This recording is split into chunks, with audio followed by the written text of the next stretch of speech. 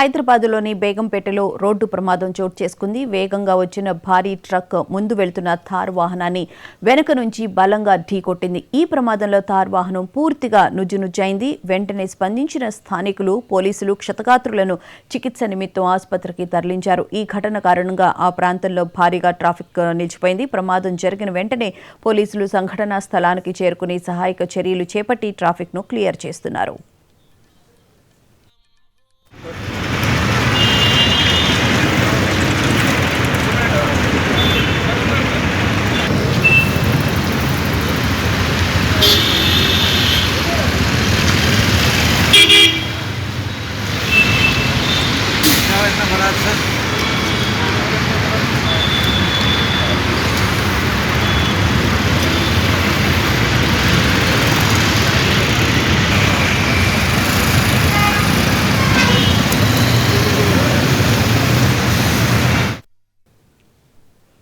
హైదరాబాద్లోని బేగంపేటలో రోడ్డు ప్రమాదం చోటు చేసుకుంది. వేగంగా వచ్చిన భారీ ట్రక్ ముందు వెళ్తున్న థార్ వాహనాన్ని వెనుక నుంచి బలంగా ఢీకొట్టింది. ఈ ప్రమాదంలో థార్ వాహనం పూర్తిగా నుజ్జునుజ్జైంది.